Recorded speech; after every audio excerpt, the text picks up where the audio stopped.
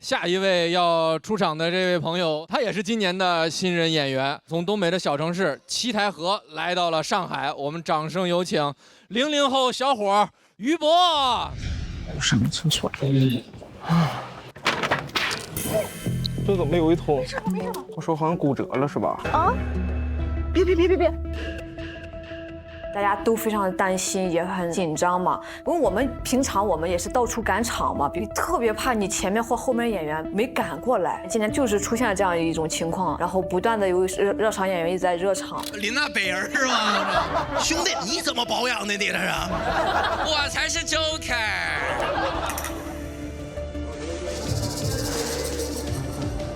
关节回去了，太好了，是脱臼。我也害怕回不来了。我在揪车就这么看着，我说，这个 Z 字形应该是废了。哎，能不能先给我截肢？我回来演完再回去接上。好心态成就男人的一生。哎，不行。还拍呢？我给我女朋友报备。你严重吗？你这是？就是错位嘛。那你不在那会儿，大宅、小北教主都去讲了会儿段子，大宅把自己压箱底的段子都拿出来。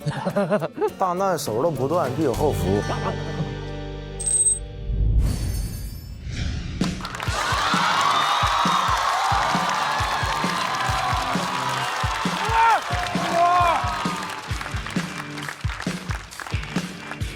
嗨，朋友们，嗨，稍微先解释一下这个手哈，就是在刚才休息的通道里边，因为太暗了，摔了一跤啊。想过在这轮输给堂姐，没想过输给黑灯。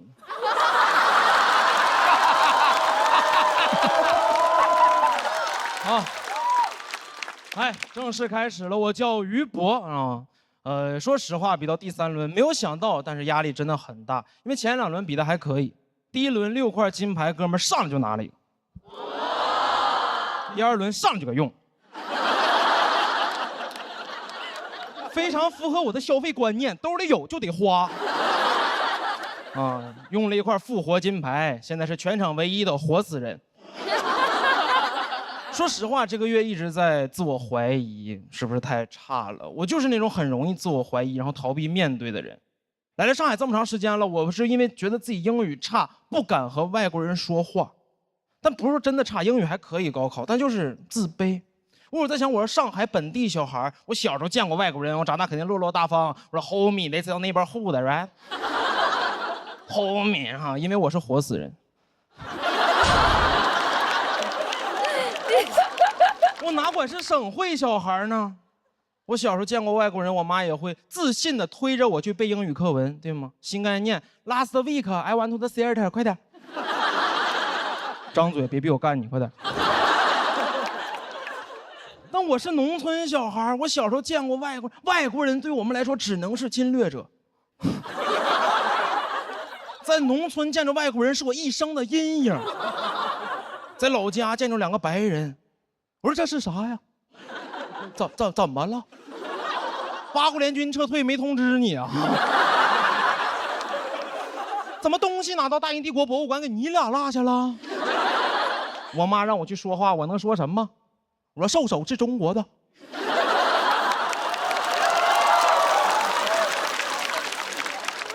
他说哥们儿，我也是中国的，我少数民族。还是来了上海，因为自卑感到落差。就是来了上海才意识到，原来英语是一门语言呢，它怎么能拿来交流呢？我们的英语只是一门学科落在试卷上，还交流？我们的英语学的跟捧哏似的，最多保证话不掉在地上，还什么听说读写，我们就是嗨，没听说过。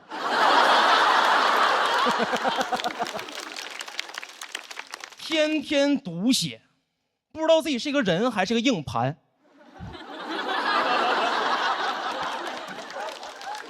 啊，不是说为了抖一个谐音梗，是因为我们那年黑龙江英语高考英语不考听力，不是说真的不考，就是播放但是不算分，高考当白噪音放。我们训练的不是如何听懂外国人说话，训练的是如何在外国人说话的时候屏蔽，专心干自己的事儿，快点。阅读理解，写作文，快点。长大了，外国人说话不是听不懂，听不见。一听着外国人说话专注，出国都没有工作，特别适合给外国人做美甲。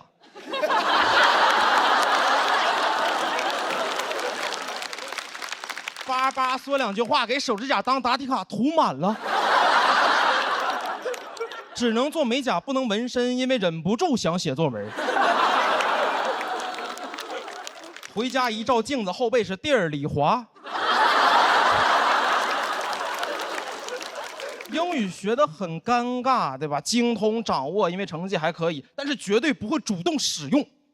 英语学得跟核武器似的。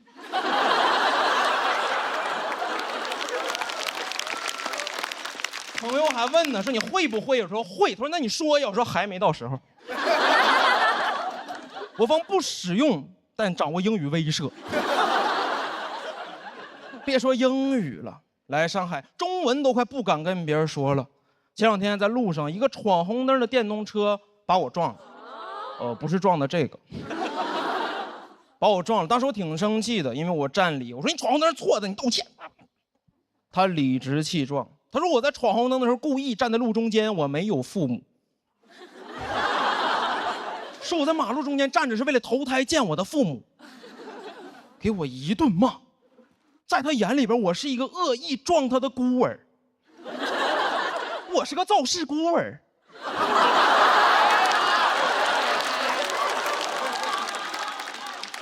对我进行疯狂辱骂，脑子已经空白了，只有一句歌词说他在朝我扔泥巴。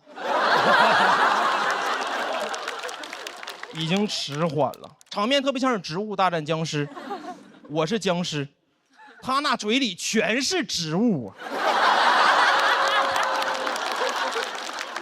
我当时就看着他，我说这个世界是不是就不需要规则呀？因为他说着说着，只有我们这种感觉伤害我们，只有我们这种自卑的人才需要规则。说着说着来了一句啊，红灯剩3秒就是绿灯。他说，那你阳寿剩3年就能埋了吗？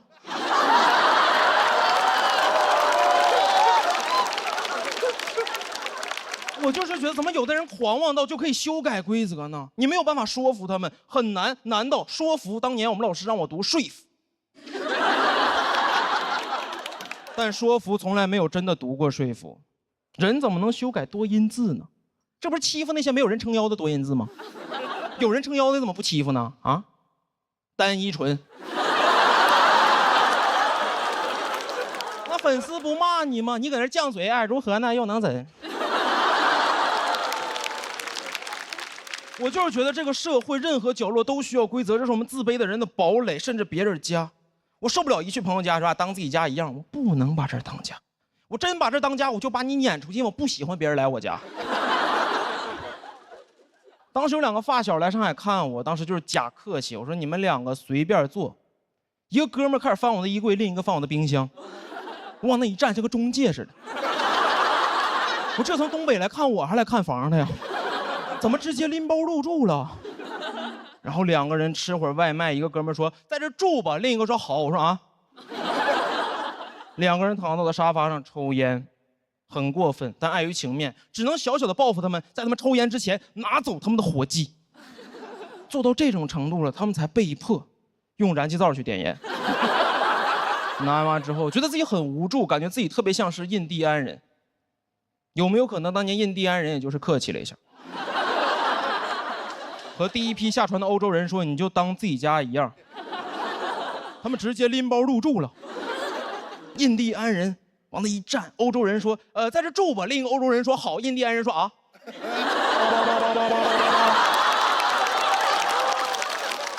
印第安人实在没办法了，才在每年感恩节的时候拿走他们的火鸡。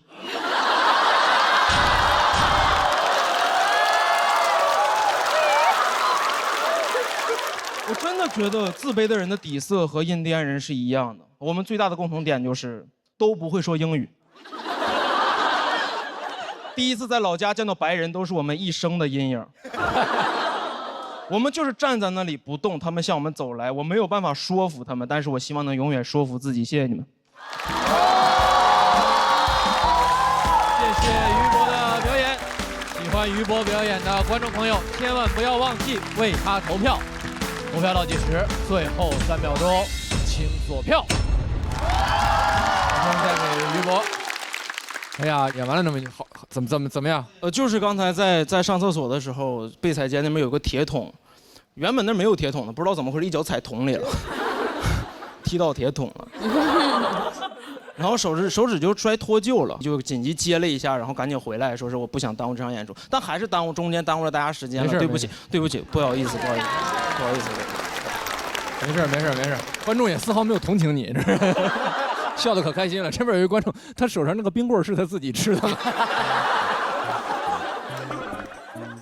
他们绑得特别草率，当然绑成这样，我说回来，我说是不是麦克风得戴在这儿啊？这是什么造型啊？对，得唱跳的。眉飞色舞，好古典的一个韩国女团的唱法。他演得很好，为你开心。对，上台的时候还是心有余悸，因为第一次接手指，然后腿还是抖着。这就开了金手指了，这就。我记得你俩先拍灯的时候，拍在活死人上。对，他 Q 了2遍活死人。第一次我原来以为是 Walking Dead 的梗，对不对？第2遍是 Walking Dead。然后因为我听到2次，我就说这个我一定要拍下去。你知道吗？你就换一个链子，再戴一个墨镜，你可以去隔壁直接参加比赛，你样子看上去非常像一个 rapper。这个于博也太帅了。他是 rapper 吗？然后我可以从老师您的这个作品里，听到就是很多很相似的精神吧。我觉得就是 rapper 里面的那种自我守护、自我守恒的一个支撑自己力量的一个精神，就是未来路会很长，你来的路也是可能坎坎坷坷，但你总是会把最正向的能量托举你自己，就一遍一遍的把这些原来不怎么好的境遇变成了一个好的境遇。哦，谢谢哦。主要他这老跟要接印似的，我也不知道。对，我特别担心上来本来要比 Walking Dead， 我说这是 W 吗？这不是一汽大众吗？这不是。我想问问这个小兄弟，你是这个手受伤了，你脖子也受伤了吗？我脖子就是天生短，还鱼脖。虽然你的说话的语气铿锵有力，但是你的这个姿势就是观感上就没有那么的强，就是演出我们要直起来。哎，他直起来头就去后边了，好像。谢谢，非常感谢我的康复师，感谢。我觉得别的都挺好的，认真的。我其实他刚才有一点特别打动我，就是关于多音字那事儿上，因为我们从小学了很多多音字，然后一遍又一遍的，小时候还有改错，就为了记住那个现在是错的音。然后我好不容易都记住了，然后我还会笑话那些念错的人。现在你说他们对，就我白记了。说服啊，对啊，什么给予一骑红尘，对，做记的，对啊，就是现在我白学，现在我不对了，我不发言了，我怕以后这还不对。其实这个当时写的时候有点想展开聊，因为其实很多本来想就展开说怎么人多势众还能改变这个东西。就是之前看了一个故事，说是熊猫原本叫猫熊，但是传到了欧洲，他们会从右向左读，就改成了熊猫，把现在真正的熊猫叫小熊猫。我就觉得欺负人，我特别喜欢为那种什么少数的多音字啊、小熊猫啊发声什么的。那要这么说，那应该没有，应该叫阿德南普。因为他得从后往前念的英文吗？不是的。哦，还是您我英语不好嘛，对不对？我觉得于博身上是一个，他是个气质非常冲突的人，他身上有一种又怂又刚的气质，就是他的观点都非常的刚，但他整个人物又非常的怂。就还行，我只有在演出的时候就感觉自己说的话才有人听，然后就会觉得这是属于我的话，你们听就好了，接收就好了。但是一旦下来会觉得还是耽误大家时间了，就是那种。我觉得你的人格里可能有这种比较冲突的部分，就是你还是有一点比较需要外界给你力量的那个肯定的东西，如果外界没有给你及时反馈，你可能就会有一点散掉。然后你今天的整个讲述的文本我非常喜欢，其实本质它讲的是同一个东西嘛，就是那些不懂拒绝的人其实并不是没有意见，是要关注到这些人他有真实的意见跟态度在的，所以这整个是一个结构很完整，然后就是很有张力的一个内容。谢谢老师，段子里不也聊了吗？上一轮把复活金牌咔嚓就给用了，这个事儿确实影响很大，是吧？就输得很丢人，所以这把绞尽脑汁想了很长时间，想了不同的载体。好嘞，谢谢于博的表演，于博也是获得了气氛组的4票。那同样的规则，当前的最高分的演员将直接晋级下一轮的比赛，究竟会是谁呢？于博这篇挺好，而且这小手指头这么一绑，灵感还来了呢，梗也密，然后角度也好，又回到了他第1期那个巅峰状态。于博至少185、188。我们请看大屏幕。哇，这么高！恭喜于博194票，成功晋级，请直接前往晋级区就座。就握左手吧，握左手吧，握左手。太牛了，我觉得真的是一雪前耻啊！于博这个赛段太不容易了，他真的应了他那个专场的名字，就是死地后生。于博这场真帅，他那个带劲，已经有种你在听音乐节的感觉，把我们社团的风采展现得非常好。于博这天降素材，真的脱口秀演员就是这点没人性，你知道吧？就是哪个演员怎么地了，马上就说你小子又有素材了，全是这种。当时得190的时候还挺爽，因为我从来没在这个舞台上得过190，但是爽了一下，就爽到在晋级区那一直坐到那儿，整个人就回归现实的感觉，因为当时发生事儿太多了，其实就出来就特别平和了。Yes。那我们下一位要上场的朋友，很多朋友都非常熟悉他了，因为他茁壮的生命力。我们掌声有请嘻哈。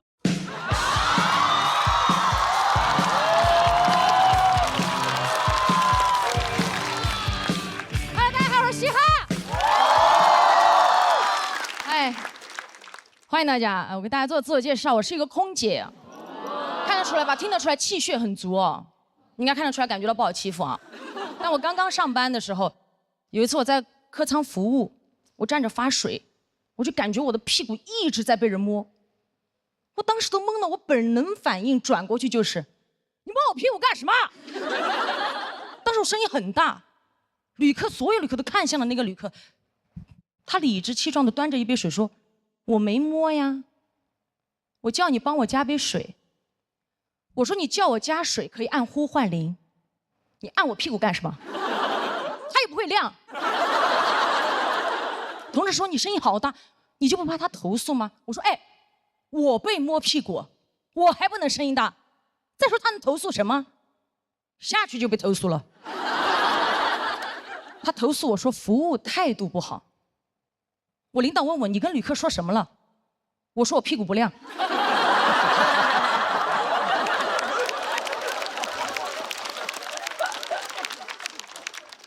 领导说你怎么能这么跟旅客说？我说就是不亮啊，你的会亮吗？给我看一下。经常遇到这类的事情。还有一次，我的一个小同事，一个小妹妹，在客舱工作的时候被一个旅客要电话，旅客说你不给我话，我就投诉你。我想办法能要到你的电话，非常害怕，走到后厨房问我姐怎么办。我说我跟你一起去。我走到那个面前，我说你是不是要他电话？你连我都一起要了。旅客说我不要了。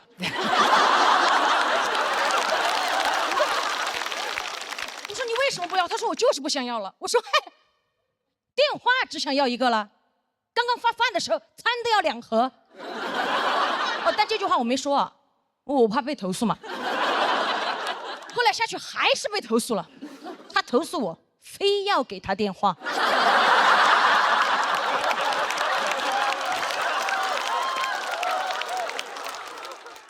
前不久我闺蜜也是给我打电话，我刚刚下班不久，她给我打电话说她在一个工作局上，她的一个工作局上她走不了，让我过去接她。我到了之后，她领导突然站起来说：“哎呦，空姐来了，快点，空姐来了，快点，都在等你，来坐下吃点，都在等你。”我说都在等我，我一看桌上什么都没了，等我干什么？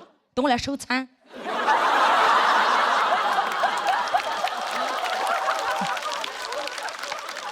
我刚刚下班又要上班，刚坐下，他领导就递了一杯酒在我面前。我说我不喝酒，真不喝了。他领导说：“哎，你们空姐不是都挺能喝的吗？”我心想，什么叫空姐都挺能喝？你见到的空姐都是站在门口，您好，欢迎登机，15、20没有过，这样吗？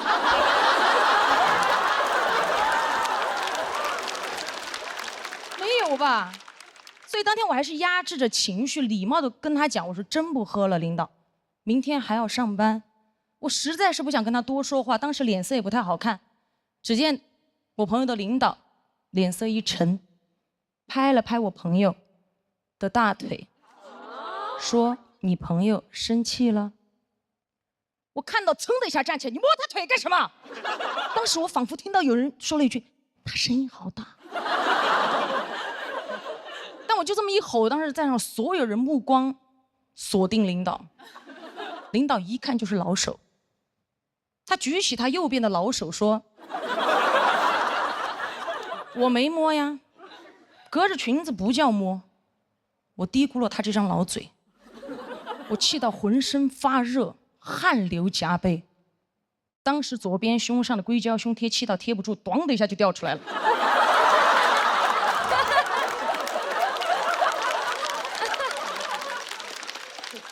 我捡起来想贴回去，突然看到有一只蚊子飞到了领导脸上。应该有一只蚊子。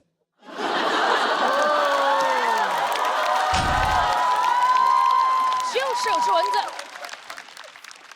我抓着我的胸贴一啪甩在他脸上，啪一声巨大一声，当时领导都懵了。他说：“你打我干嘛？”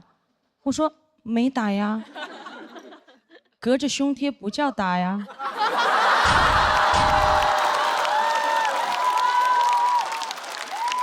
好想跟他讲，这是一个女人宽广的胸怀拍在你不要的脸上。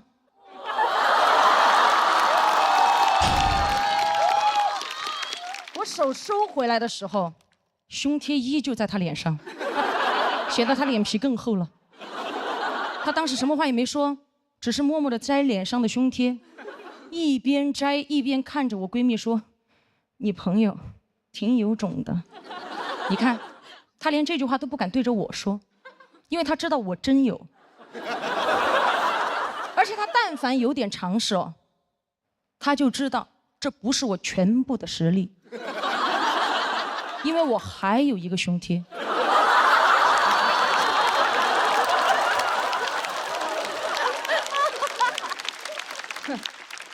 回家路上，闺蜜就在车上担心嘛，因为她的领导跟我领导认识，会给我穿小鞋。我说可笑，什么叫穿小鞋？我胸贴都不穿。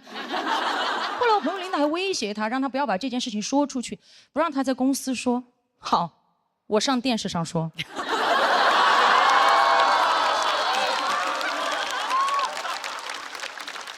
说出来是我该做的事儿，又如何是他该想的事儿？领导还跟我朋友说退一步海阔天空，哎，我不退他也阔也空啊！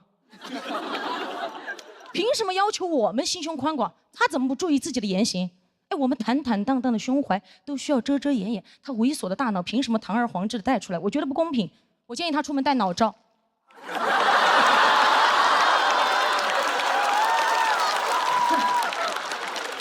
爽啊！还有这个领导，如果你不想被骂，你就别做，对吧？如果你做了，你就别怕被骂。如果你觉得今天我骂的脏，哈，隔着屏幕也不叫骂。谢谢大家，谢谢嘻哈的表演，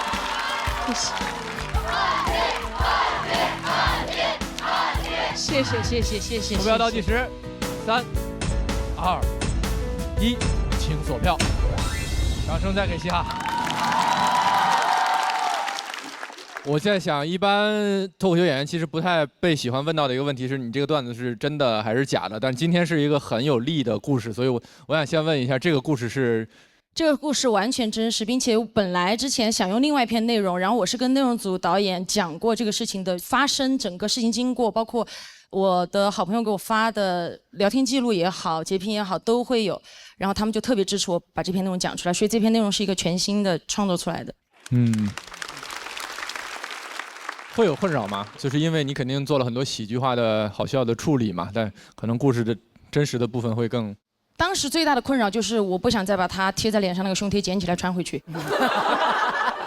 其实于我个人来讲，我觉得还好，没有什么困扰，因为我觉得面对这种事情，如果对方用你意想不到的方式冒犯你的话，你就用他想不到的方式打回去。这才是我们大女人该听的。我很喜欢您的表演，谢谢谢谢。对，我觉得你超级有态度，老师。Yeah。嘻哈。对，为什么叫嘻哈呀？其实我初中就叫嘻哈，可能是因为我性格原因嘻嘻哈哈嘛。因为我原来又学体育啊，然后读书的时候，反正就是不管什么时候我都嘻嘻哈哈，挺开心的。然后导致后来周杰伦出了一首歌叫《嘻哈空姐》，就他们都说是给我写的。真的有可能，我感觉。但他真的坐过我的飞机，你们好多人都坐过我的飞机，黄渤老师也坐过我的飞机，但我没说。我坐过你的飞机。对，但是那个时候你们肯定认不出我来。刚刚这个故事里完全没有我啊！你慌什么？哎，非要在讲这一段的时候说吗？但庞博，你的衣服很亮。我是一摁会亮。我觉得嘻哈真的很像一个女侠。我觉得她就是，对，她身上有一种侠肝义胆，就你首先浑身充满能量，然后你又很能支持别人，你又很能共情，你又很有正义感，所以我觉得又勇敢又有正义感的女孩子是这个世界上最宝贵的财富。 Yes， 谢谢。真的，我觉得你能鼓励到很多人，因为在女性成长过程中被性骚扰这个事情，可能有的女生可能从很小就开始经历了，但是大多数女生会被教育的是不要说，好像有人碰了她，她说出来是自己不得体，其实不是的。如果有人冒犯到你，尤其是身体上的冒犯，你大声的说出来一点问题都没有，因为是这个人不对。所以我希望可以有更多的女生，因为听到你这一段，可以在这个时刻更勇敢的去拒绝那些对自己的骚扰，这是很重要的事情。然后还有一点就是，每嘻哈的段子里总会有那么一两句发嗲的那种语气，我就觉得很好笑啊！真的吗？是不是？我觉得很好笑，就跟你前面那个很有气势的样子有一个冲突感，就感觉是有你的两个身份在互相对话的感觉，我觉得那个也蛮好玩的，那个人格有时候也可以释放一下。谢谢谢谢。刚才您一提这个嘻哈的秘学，我突然感觉他的风格特别像一位熟人。蔡明老师，为什么呢？而且我越看越像了，现在。我的荣幸。因为他其实后来在那个小品舞台上那个风格也都是毒舌嘛，也是去怼天怼地嘛。而且我觉得嘻哈现在特别像在战斗机上当空姐儿，就是那时候都开战斗机，特别好。因为在我们的舞台上，我觉得之前。最有，小陆姐应该也不算是侠气的，就是你是那种会怂，对，你会说这件事儿，但你绝对不像嘻哈这种，就嘻哈，就是你认识他之后，你会觉得人怎么可以活成这种自在的样子？对，因为平时我们比如说遇到这些事情，我当场是不敢声张的，所以你看到嘻哈这个自在茁壮的样子，你就很羡慕。她就是脱口秀爽文大女主，对，就希望大家都能活成这样。这可能是跟我成长环境有关系吧。我的家庭，他们告诉我的永远都是你根本不要害怕冲突，你就去解决就好了。然后你也不要去害怕你没有解决问题的能力。所以我从小到大我都不害怕去遇到坏事，也不害怕遇到解决不了的问题。因为如果我遇不到坏事的话，我就不会拥有解决坏事的本领。就不试试你怎么知道解决不了呢？是不是？对吧？女侠真的是女侠。听完这个故事就给我一个启发，就是女生在外头一定要保护好自己。对。我来讲一个小事，我估计讲完，我经纪人也会说找节目组掐掉之类的。曾经有个节目就开拍前，然后呢就我那个节目的女嘉宾，然后我们就是掏钱的那个老板，然后就让我们一块吃饭。那老板说：“那谁你来坐我旁边。”我一看就不对劲儿，我说老板，酒桌上我是可以陪您喝好酒的，我又能喝，您放心，我坐您边上一定让您开心。然后整场我就在观察那个领导，我就怕他不开心，我觉得我处理的非常好。转过天来通知我就把我去掉了。不要了。当我往回走的时候，我昂首挺胸，我觉得我做了一件特别棒的事儿。你告诉我是什么？回头，我们全公司封杀他们。他们公司确实是一个很多人的公司哦。真的非常非常喜欢您，也欣赏您。然后您其实给所有人树立了一个就是说这种仗义直言的形象。大部分人在生活里边是很少去做这种事儿的，但是您的出现会让更多人做这种事儿。非常感谢您做那些好事儿，有人记得的，有人记得的。太好了，谢谢。就感觉岳老师讲完之后，我就会有更加让我觉得今天来讲这个段子是有意义的，是因为我觉得像我闺蜜领导那样的人，她肯定不是一个人在做这样的事情，但当然也不是我闺蜜一个人在经历这样的事情。但是大家也要相信，这个世界上也不是我一个人在做这样的事情，还有台上的各位老师，大家也都可以成为这样的人。而且其实我们刚刚笑的也非常非常的开心。就是这不是一个只是为了揭露阴暗，告诉大家什么是正义，同时它真的非常非常好笑。我觉得这个是我非常敬佩的一点，就是谢谢。我想再说一句，我觉得嘻哈不光是脱口秀适合你，空姐适合你，我觉得你特别适合去演戏。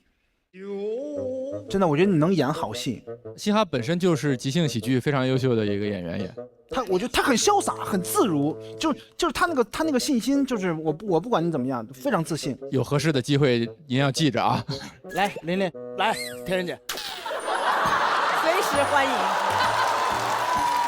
谢谢嘻哈的表演，嘻哈也是拿到了气氛组的4票。同样，我们每一轮当前最高分的演员都将直接晋级下一轮的比赛，究竟会是谁呢？197、202、197，请看大屏幕。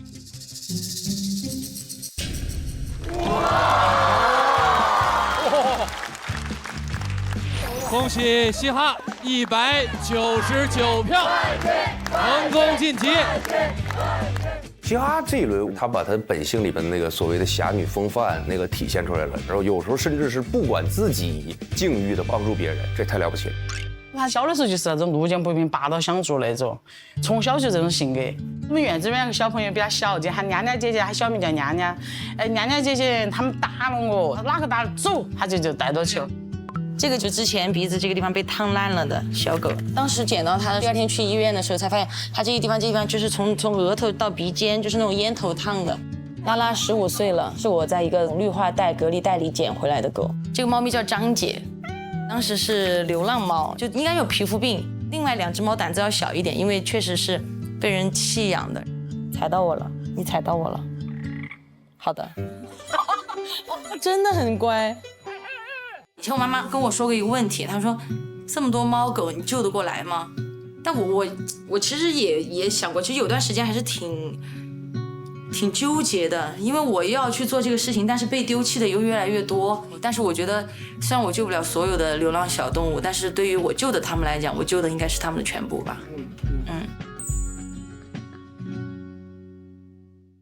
请前往晋级区就座。好的，我再说一句，就是因为我这个风格不一样嘛，接下来也是本场最后一位演员，他也是我的好朋友王悦。然后，但我希望大家保持这样的状态，然后不要想更多的东西，就放松下来，然后跟他一起进入他的世界，可以吗？又帮助了一个人啊！谢谢嘻哈，请前往晋级区。非常优秀的成绩啊！那下一位也是这个拼盘的最后一位演员了。刚刚嘻哈也帮他托付过了，虽然经常他是大家非常喜欢的大甜甜，但是今天大甜甜要和我们分享一些他是小甜甜的时候小时候的故事。掌声有请王悦。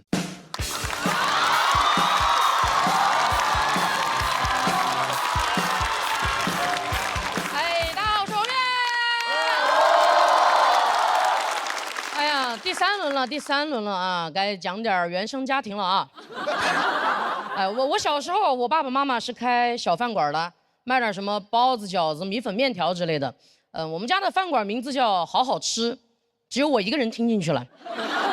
我每天都坐在饭馆里面好好吃，但我们家饭馆的生意还是一般，爸爸妈妈呢就是闲着是闲着，不如就吵点架打点架。饭馆嘛，也需要一些真正的人间烟火哈。我印象里面最深的画面就是2个人忙着忙着，突然就打起来了，从那个店门口打到后厨，2个人简直不知天地为何物。甚至有的时候就是你一盆肥肠，我一盆牛肉的互泼。我们店里面有些顾客明明点的就是一碗素面，吃着吃着就变成了臊子面。而且我是来了上海过后，我才知道你们这边管哨子叫交头。我觉得这个叫法简直太对了。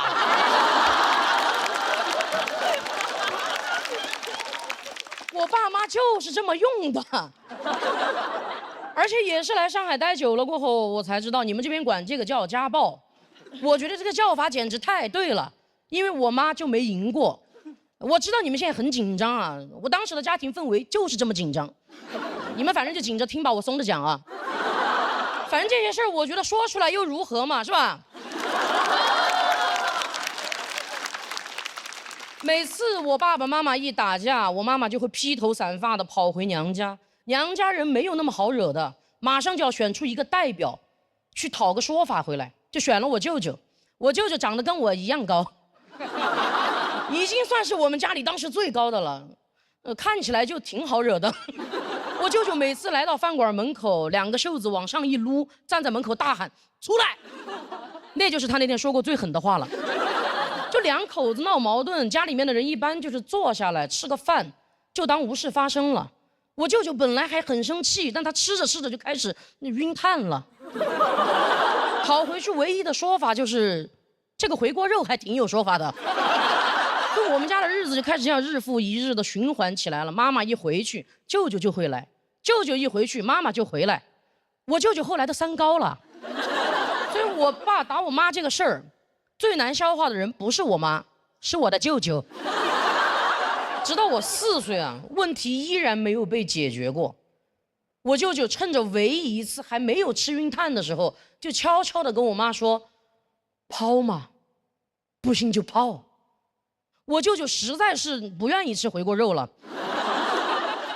我妈也决定要跑，她就开始偷偷的在饭馆里面存钱。那个时候卖一碗面，她能存5毛；卖一笼包子，她能存3毛。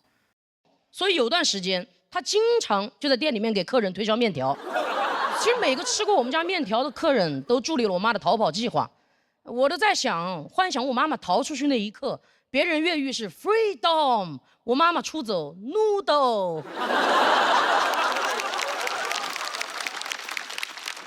一个凌晨，像往常一样，我爸爸还在熟睡，我妈妈已经系好了围裙，从家里去饭馆的路上，突然就消失了。我后来问他，我说你到底是什么契机决定要走的？他说当年有一部火遍大江南北的电视剧叫《不要和陌生人说话》，有看过的吗？有看过的吗？看过的你们也有点年纪了哈，你们反正。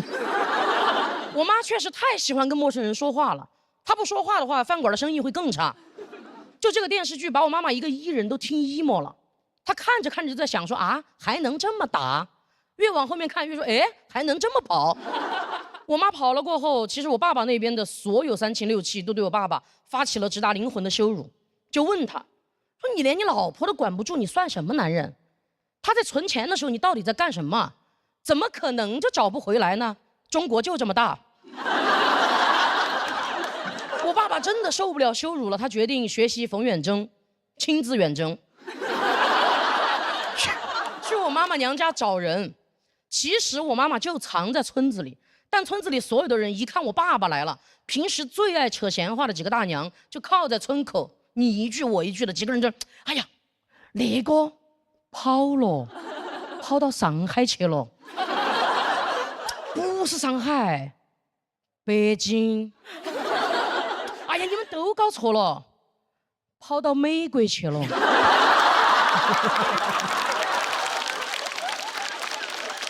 爸爸听完过后说：“难怪我说怎么中国找不到啊！”我妈其实最后是通过失踪2年才成功的自动跟我爸爸离婚的，所以法院判决那天出庭的人只有我和我爸。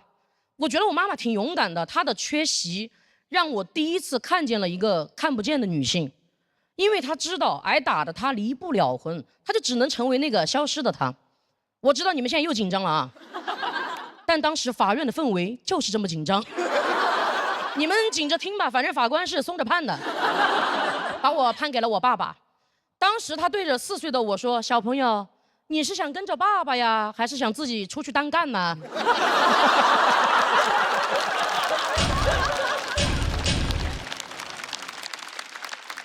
我妈其实中途一直都有偷偷的联系我，所以在我成长的每一个重要的节点，我都有一个看得见的妈妈。其实我小时候并不理解她为什么要跑，我长大过后，我才开始真正的不理解，我都不懂她为什么不早点跑。我就问她，我说你为什么非要忍到我4岁你才跑呢？我妈说，她说因为我在存钱。我就问她去哪儿了，她说从云贵川跑到江浙沪，从大西北跑到北上广。我一听，跟我去年专场巡演的路线一模一样。但我是背着包袱去讨生活的，我就在想，我妈是怎么生活的呢？我觉得我低估了我妈妈，她是系着围裙跑的。一个系着围裙的女人，跟一个扛着梯子的男人一样，可以随意的出入任何的公共场合。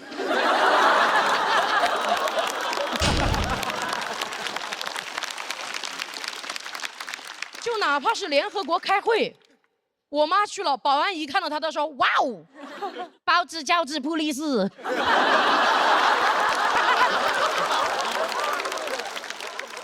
就算哪天她真的饥肠辘辘无处可去了，她甚至可以随机混进一个饭馆 ，cos 里面的服务员，自己给自己打员工餐吃，就被人发现了又能怎么样呢？跑嘛，反正从饭馆跑她熟。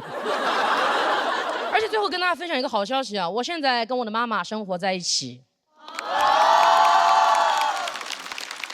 我在成都的郊区买了一个小房子。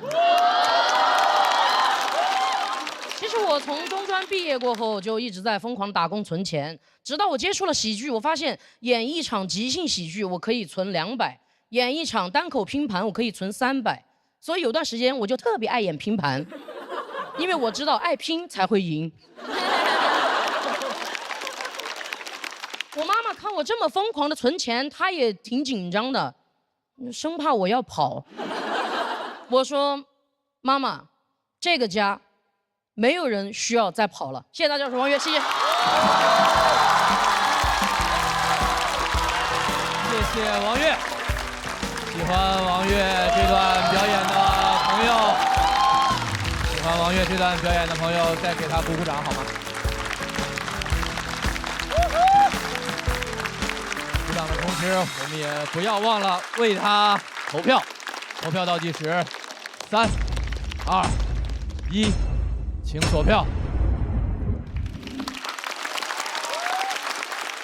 谢谢你分享这么真实的故事给我们。要不咱们天真姐，你们先聊聊，让她缓缓。也哭了，也有点动容，对不对？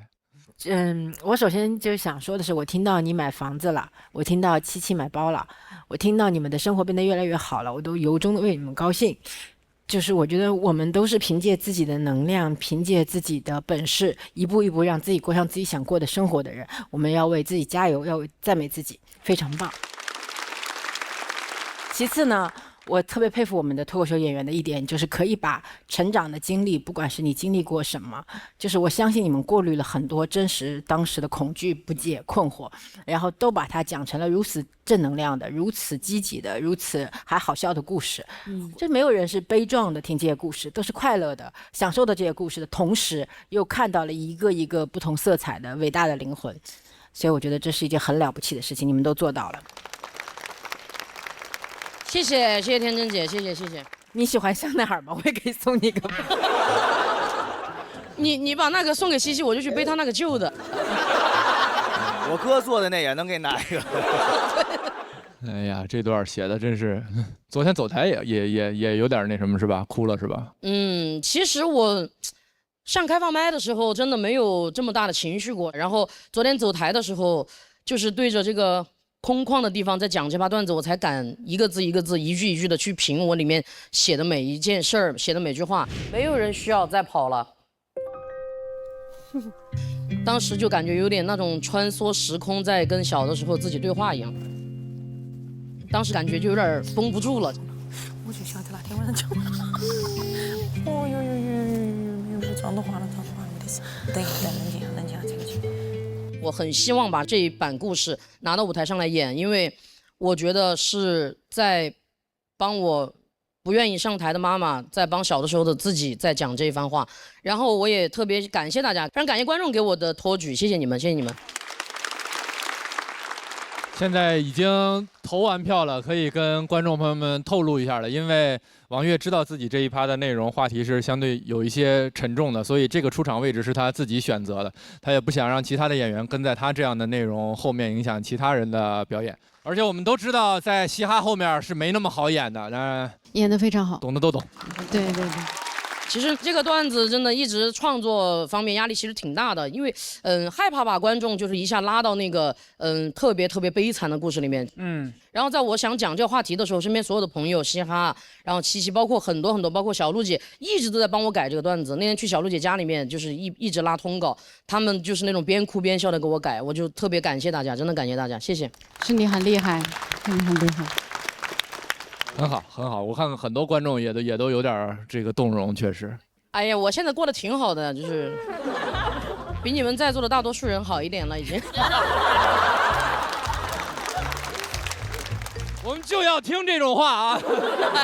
哎呀，就是不用这样，因为慢慢来嘛，都会有个好的结果的，没关系，真的。他过得很好，妈妈也过得很好。现在对他和妈妈在一起的状态，特别像他像那个妈妈。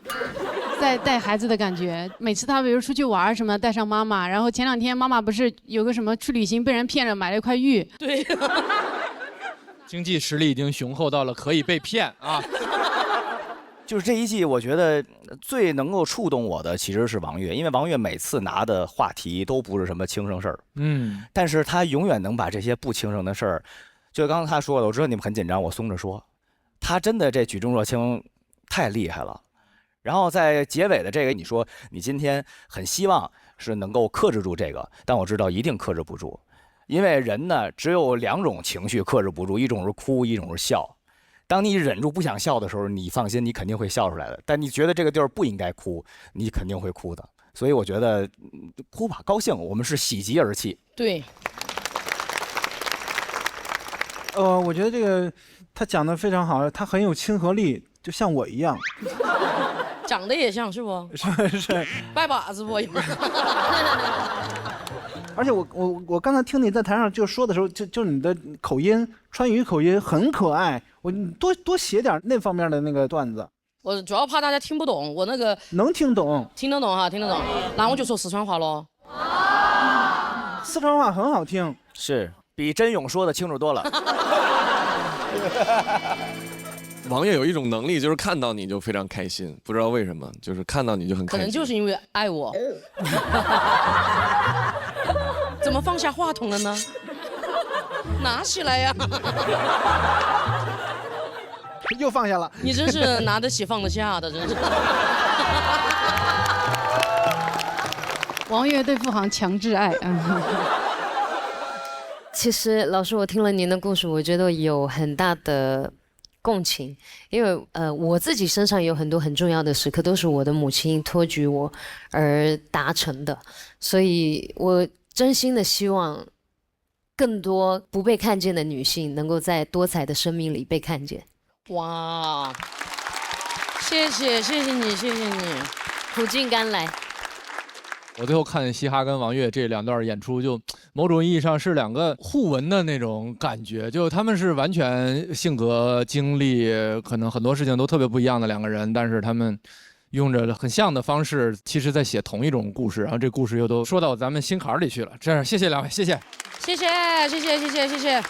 那王悦也是拿到了气氛组的4票满票，那这个拼盘最后一个直接晋级的名额也即将产生。究竟会是谁？请看大屏幕。恭喜王悦194票直接晋级，请前往晋级区，去吧，到你的朋友身边去。哎呀，其实上台那一刻就有点想哭了。因为我知道我今天面临的是一个什么样的话题，我知道我面临的是一个什么样的故事，可能这个5、6分钟的段子，在别人眼里面就是一个我的人生的过往，但是我知道这对我来说，对我妈妈来说是什么样的存在。我觉得这个故事里面最不容易的人其实是我妈妈，她要背负到所有人对她的骂名，要背负到作为一个母亲，就是要放下自己的小孩，我就觉得那个时候如果实在是再不走的话，我就活不下去了。我如果活不下去了，我女儿咋个办呢？我女儿不是更糟糕更惨？我就觉得我必须要出去。但他一直中途都有再回来看我，他来看我一次，我们每次分开的时候，在大街上就是那种撕心裂肺的哭。因为我妈妈呢，我也知道她很多不容易，但是后来我们反正也好起来了嘛，就是我也好像能上台找到真正的光，然后好那么多的观众喜欢我，又能挣一点钱，然后又能把家里面就是弄得更好一些嘛。你那个啥子爱奇艺录的只出了第1期那个节目啊？啊，就是那天他回来才给我看的，我没得爱奇艺的会员。我没得，本来就没得啊，是王月才有。我给你买嘛。你看这个电钢啊，我妈现在发挥老年余热，她自己还在这里学这个琴。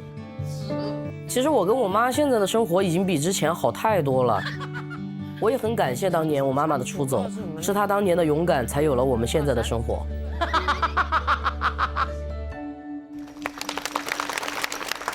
我想这个成绩和排名放在这儿，大家就会发现直接晋级的朋友太优秀了，确实。那现在还坐在待定区的陈爱、南瓜、小海，很遗憾没有办法直接晋级到下一轮。我们也先看一下他们最终的得票情况。那按照规则，3位要暂时前往待定区。在去待定区之前，还有什么想和大家交流的吗？我们请来到舞台中央。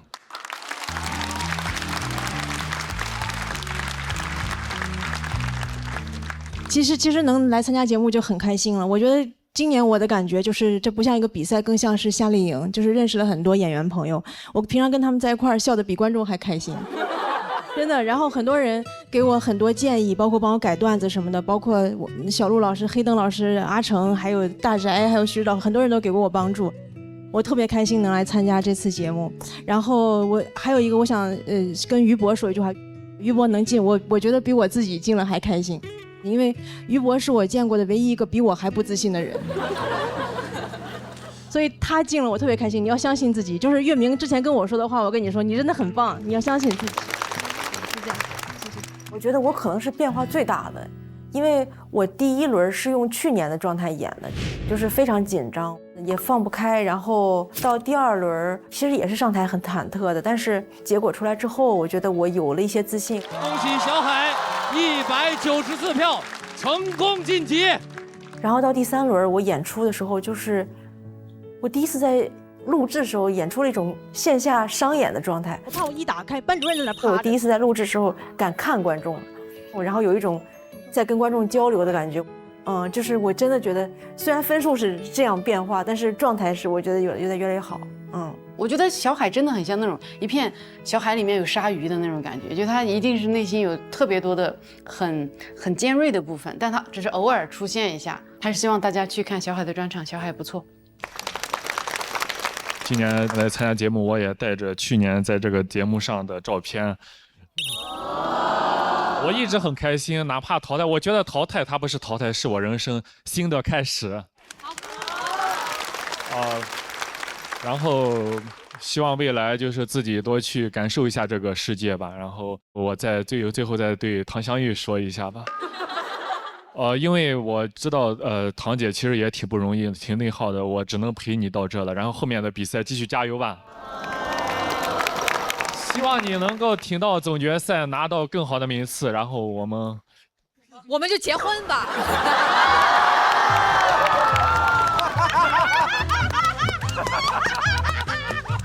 不结婚很难收场了。然后堂姐加油，然后在后备间的黑灯啊，希望你也能拿到一个非常高的成绩，然后祝你们越来越好，加油！加油，南瓜，加油，加油！我觉得南瓜这次自己的改变，其实对他来说影响挺大的，冲击非常大。因为人最怕什么呀？也不怕你不火，就怕你是以一个别的形象火的。就是他去年那个形象已经深入人心了，今年你稍微一这样，你能想象岳云鹏减肥瘦到120斤？哇，我没想过这画面。我就不客套了。其实我知道自己的结果，而且现场的票比我预想的还高。我觉得就是很多人帮助我，其实我走到现在就是不应该走到这个位置的，因为我能力不够。然后有很多人帮我发出声音，走到这儿，我其实最想说的是，其实很多来现场的观众你们很好，但我知道我的受众是真正能从床上爬不起来的那些人，我很在意他们。就是我觉得有些人很努力很成功的就是爬起来成功，然后励志，我们应该看到他们，但是我们也应该看到很多深谷里的人，就是很多深海里的人爬不上来的人，我觉得应该看到他们。然后我这篇我就尽力了，然后我也尽量发出自己想表达的声音了，我很感谢这个舞台，谢谢大家。其实我想说，我爬得起来，我也非常喜欢您啊，就有很多爬得起来的人也非常喜欢您的，真的，发自内心的。会的，会的，会的，无论多还是少，我们来到这个舞台上讲这些笑话，无非就是看看这个世界上有多少人跟咱想的是差不多的。陈爱，我确实非常喜欢他最后讲的话我也很动容。我觉得人跟人之间有的时候不用需求互相懂，所以我觉得他是想给那些不被人懂且还被人攻击的人一些能量，这个发心我觉得很大也很好。陈爱她特像有一些大导演笔下的一些女性人物，就是她坚韧，然后倔强，不屈。你会看到她站在这儿，她拿着这个麦克风，她一动不动，她就有一种那种特有韧劲儿的感觉，就是哪怕你今天把我的麦克风抢走，你今天打我，我也要把我想说的话说出来。我觉得这个实在是太令人感动。他是我非常非常喜欢的演员，然后也希望通过这个节目后边他真的能有更多的工作机会，太希望他好了。感谢3位，请3位暂时前往待定间休息，谢谢。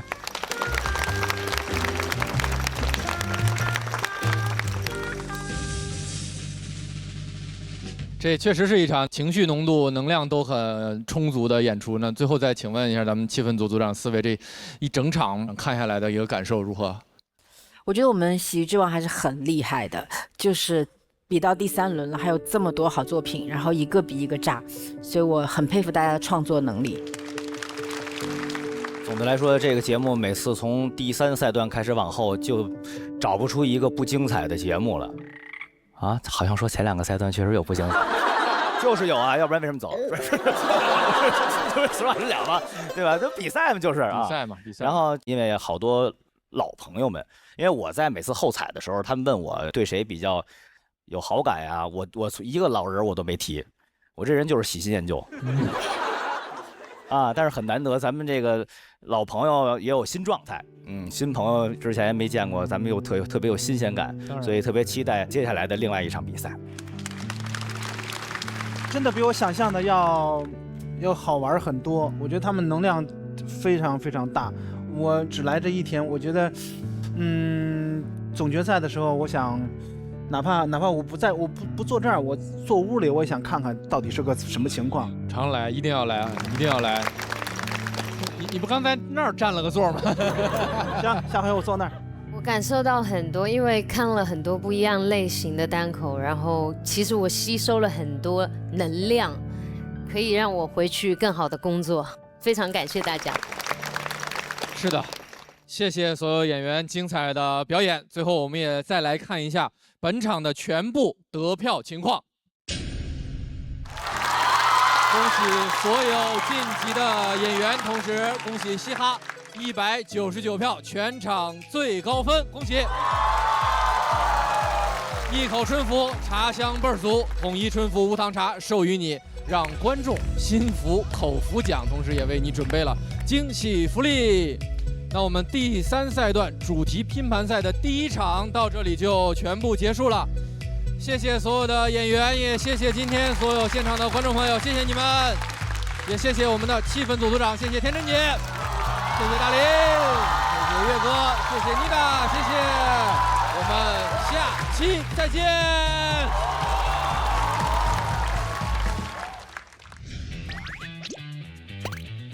恭喜你获得本期比赛最高分，请原地大象鼻子转3圈后，边做统一春服 pose 边完成加冕词挑战，简单。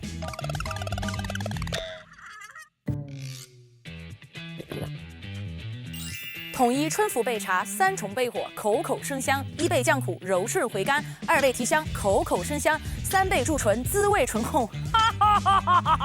没有人跟我说过第1名今天要来当大象专啊！1瓶不够，这一箱可以带走吗？谢谢。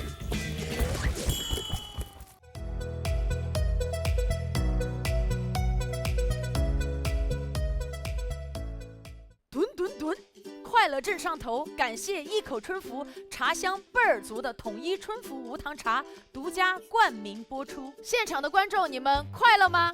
快乐你就 vivo Life， 感谢 Live Photo 神器 vivo S30系列联合赞助播出。飞鹤滋养小脑瓜，脑力体力两手抓，感谢全球销量第1、聪明宝宝都爱喝的飞鹤奶粉赞助播出。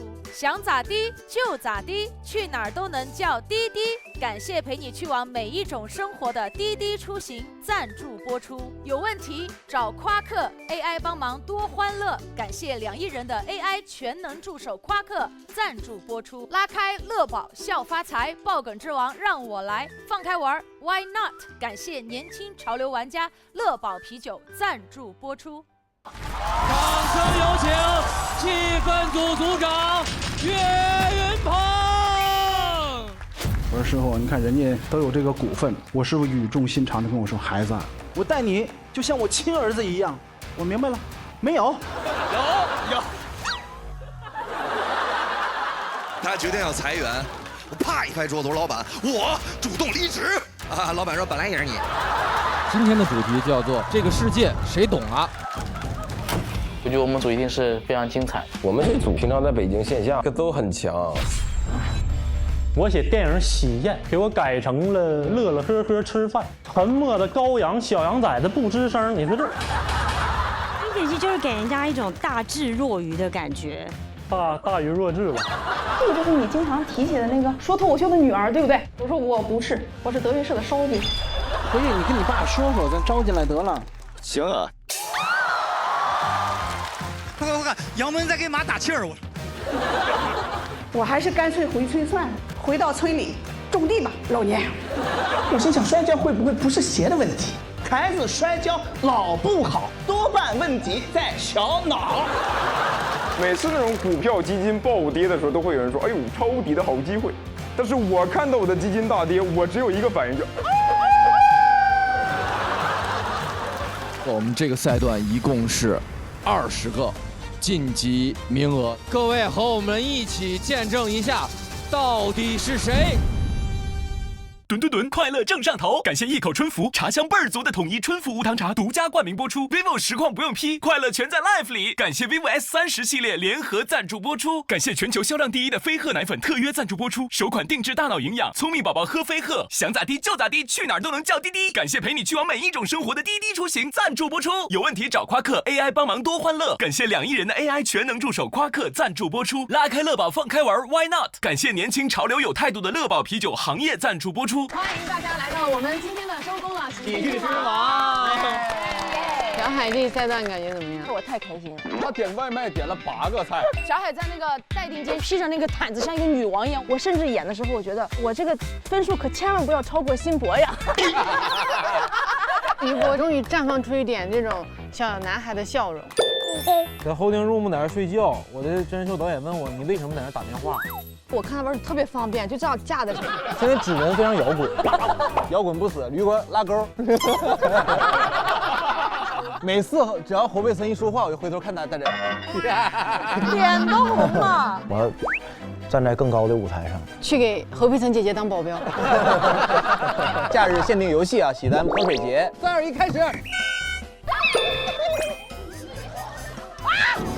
我这个太有用了，这个哇，这个好强